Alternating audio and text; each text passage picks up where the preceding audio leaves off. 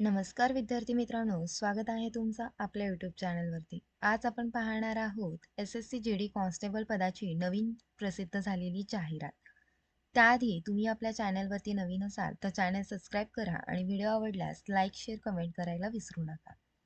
बघा, यामध्ये आपण तुमच्या प्रत्येक प्रश्नाचं उत्तर देण्याचा प्रयत्न करणार आहोत. त्यामुळे आपल्या व्हिडिओसोबत शेवटपर्यंत राहा आणि त्यातूनही जर तुम्हाला काही प्रश्न असेल तर कमेंटमध्ये नक्की विचारा. तर पहा, SSC GD कॉन्स्टेबल पदाच्या एकूण 26,146 जागांसाठी ही मेगा भरती पार पडणार आहे. यामध्ये आपण शैक्षणिक पात्रता, शारीरिक पात्रता, वयोमर्यादा, कागदपत्रे, परीक्षा पद्धती, वेतन श्रेणी अशी सविस्तर जाहिरात संपूर्ण माहिती आपण पाहणार आहोत. SSC GD कॉन्स्टेबल पदाच्या 26,146 जागांसाठी मेगा भरती होणार आहे. तर याचे टोटल पदे किती आहेत पहा, 26,146 आणि पदाचं नाव आहे GD कॉन्स्टेबल. यामध्ये एकूण 7 फोर्सेस आहेत आणि या 7 फोर्सेसमध्ये मिळून 26,146 पदे ही भरणार आहे. यामध्ये BSF, CISF, CRPF, SSB, ITBP, AR आणि SSF अशा या 7 फोर्सेसमध्ये या जागा भरल्या जाणार आहेत. यासाठी तुमची शैक्षणिक पात्रता, तुम्ही 10वी उत्तीर्ण असाल तर ॲप्लिकेशन फॉर्म फिल करू शकता. त्याचबरोबर शारीरिक पात्रता सुद्धा अत्यंत महत्त्वाची आहे. पुरुषांसाठी बघा, जर तुम्ही जनरल, SC, OBC प्रवर्गातून असाल तर 170 सेंटीमीटर तुम्हाला उंची आणि 80 सेंटीमीटर छाती भरणं गरजेचं आहे. त्याचबरोबर 5 सेंटीमीटर तुमची छाती फुगणं सुद्धा गरजेचं आहे. त्यानंतर ST मेलसाठी 162.5 सेंटीमीटर उंची आणि 76 सेंटीमीटर तुमची छाती आणि ती 5 सेंटीमीटर फुगणं गरजेचं आहे. महिलांसाठी पहा, जनरल, SC, OBC महिला 157 सेंटीमीटर उंची आणि ST या कॅटेगरीतून 150 सेंटीमीटर उंची असेल महिलांची तर त्या इथे अर्ज करू शकतात. यामध्ये बघा, फोर्सनुसार तुम्हाला किती पदे आहेत ही वॅकन्सी दिलेली आहे. यामध्ये त्यानंतर पुरुषांसाठी किती आणि महिलांसाठी किती हे देखील सांगितलेलं आहे. तर याचा तुम्ही स्क्रीनशॉट काढून घेऊ शकता आणि त्यामुळे तुम्हाला कोणत्या फोर्सला प्रेफरन्स द्यायचा हे पाहायला सोपं जाईल.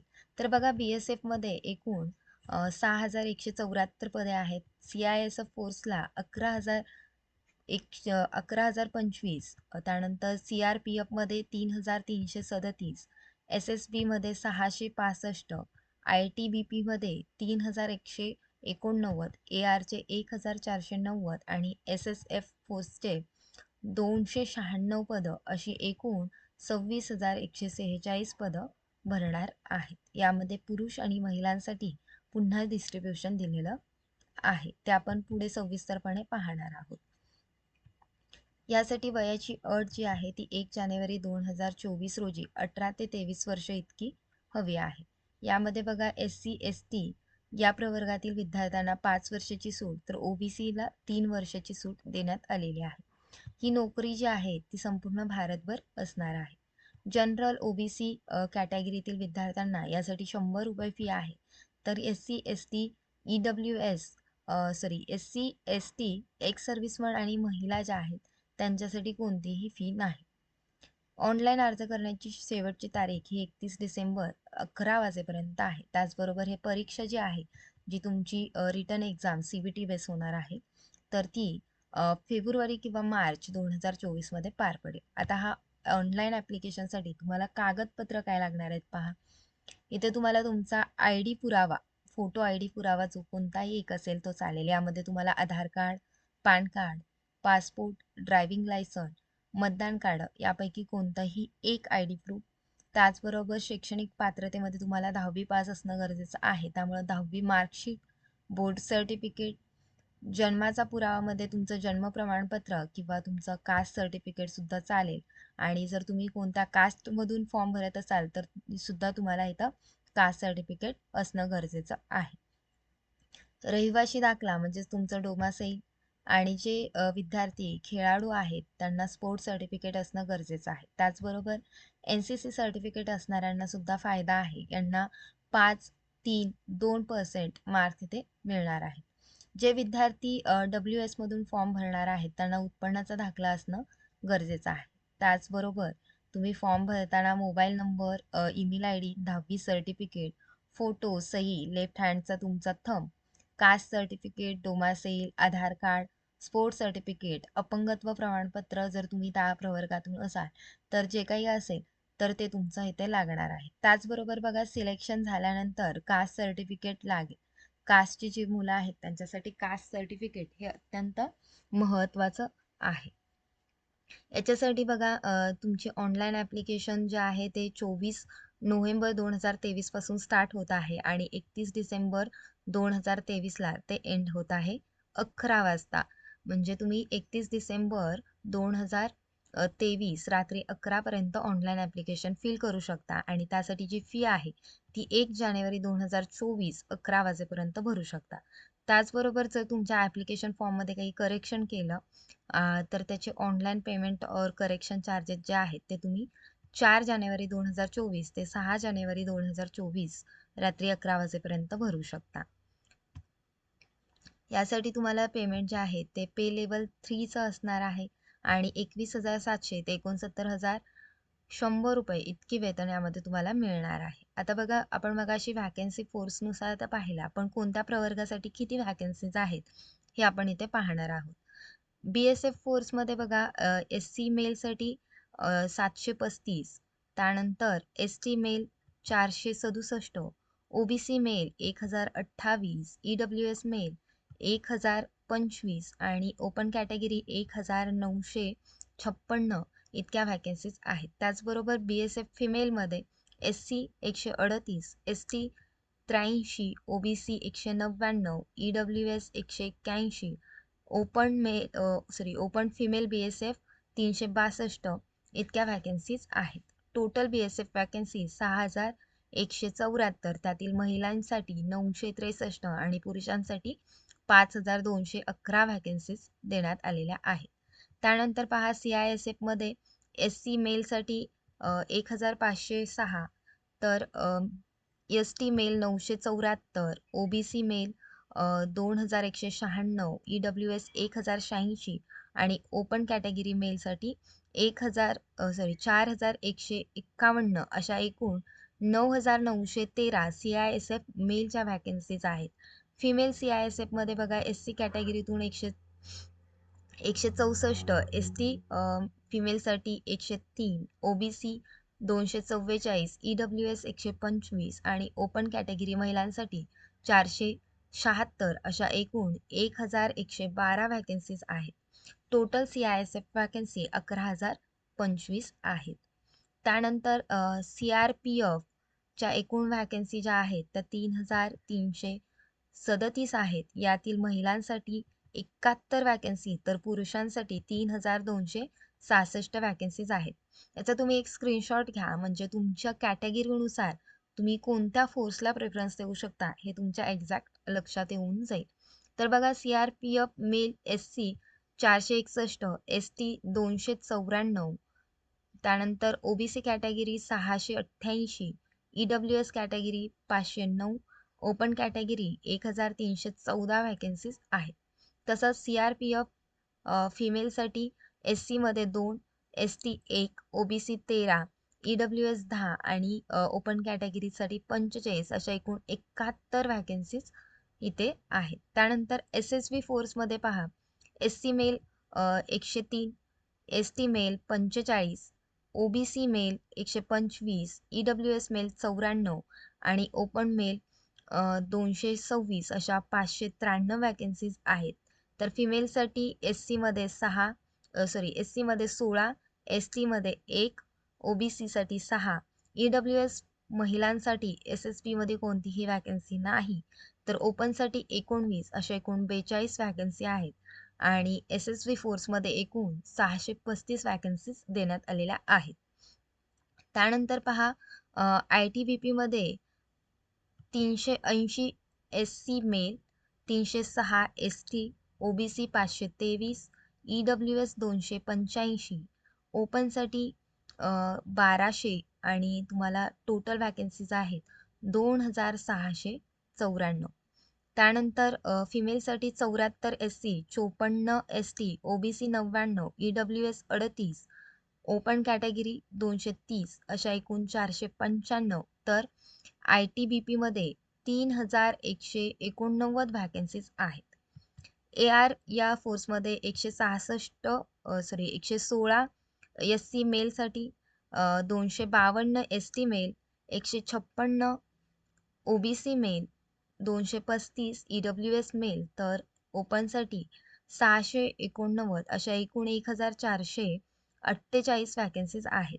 तर फिमेलसाठी बघा, एस सी कॅटेगरीतून 3, एस टीमध्ये कोणतीही व्हॅकन्सी नाही, ओबीसी साठी 3, EWS 15, ओपन कॅटेगरी 21 अशा एकूण 42 महिलांसाठी व्हॅकन्सीज आहेत आणि टोटल ए आरच्या 1490 व्हॅकन्सीज देण्यात आलेल्या आहेत.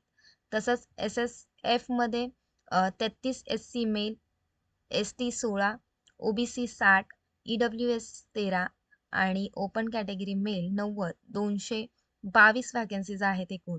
महिलांसाठी 11 S C, 6 S T, OBC साठी 20, 7 EWS आणि ओपन कॅटेगरी 30 अशा टोटल 74 आणि एस एस एफमध्ये 296 अशा टोटल व्हॅकन्सी देण्यात आलेल्या आहेत. तर बघा, पूर्ण S S C G D constable S C साठी मेल कॅन्डिडेटला 3334 व्हॅकन्सीज आहेत आणि फिमेलसाठी 408 व्हॅकन्सीज आहेत. त्याचबरोबर एस टी मेल 2354, तर एस टी फिमेलसाठी 248 व्हॅकन्सीज आहेत. ओबीसी साठी 4776 मेलसाठी आणि फिमेलसाठी 584 व्हॅकन्सी आहेत. EWS मेल 3257, तर EWS फिमेलसाठी 376 इतक्या व्हॅकन्सीज आहेत. ओपन कॅटेगरीतून मेलसाठी 9626, तर फिमेलसाठी 2799 अशा टोटल 26146 व्हॅकन्सीसाठी ही भरती होणार आहे. यासाठी एज लिमिट सांगितलेलं आहे तुम्हाला 18 ते 23 वर्ष. त्याचबरोबर जी नोटिफिकेशन दिलेली आहे त्यामध्ये त्यांनी एज रिलॅक्सेशनमध्ये डिटेल माहिती दिलेली आहे पहा. त्यानुसार तुमचा जन्म हा 2 जानेवारी 2001च्या अगोदर झालेला नसावा आणि 1 जानेवारी 2006च्या नंतर झालेला नसावा असं सांगितलेलं आहे इन नॉर्मल कोर्सेस. आणि जर तुम्ही परमिशेबल रिलॅक्सेशन घेत असाल, म्हणजे तुम्ही कोणत्या प्रवर्गातून येत असाल, तर त्यासाठी बघा, एस सी एस टीला 5 वर्ष, ओबीसी 3 वर्ष, एक्स सर्व्हिसमन 3 वर्ष, तसंच तुम्हाला एकूण वेगवेगळ्या कॅटेगरीत 10 वर्षांपर्यंत इथं एजला रिलॅक्सेशन मिळणार आहे. याची जी एक्झामिनेशन सेंटर्स आहेत, हे बघा, जे ऑनलाईन तुमचे एक्झाम होणार आहे त्यामध्ये तुम्हाला फिल करायचं आहे. तर यामध्ये तुमच्या स्टेटनुसार तुम्ही रिजन पाहू शकता.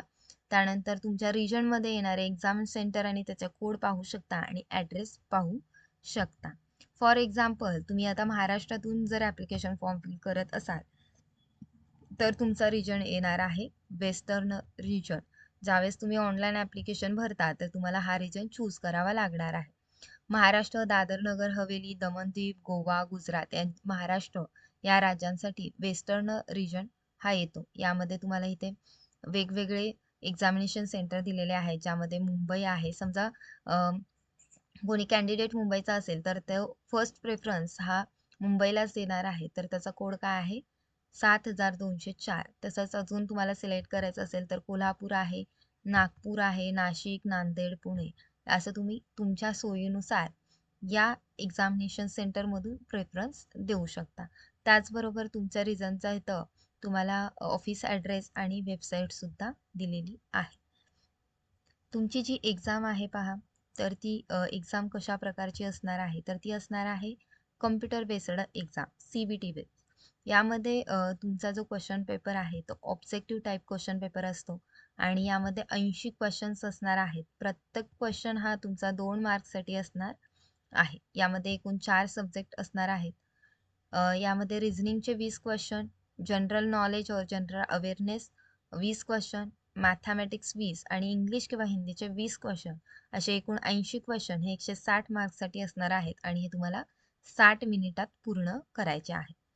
आता बघा, all questions will be objective multiple choice and the computer based examination will be conducted in English and Hindi and in 13 regional languages. आता पूर्वी फक्त इंग्लिश आणि हिंदीमध्ये होणारी एक्झाम आता 13 रिजनल लँग्वेजेसमध्ये सुद्धा होणार आहे. पूर्वी ही एक्झाम मराठीत होत नव्हती, पण यावर्षीपासून मराठीमध्ये सुद्धा ही एक्झाम पार पडणार आहे. तर बघा, मराठी जर तुम्ही महाराष्ट्रीयन असाल तर मराठी तुम्हाला सोयीचं पडतं.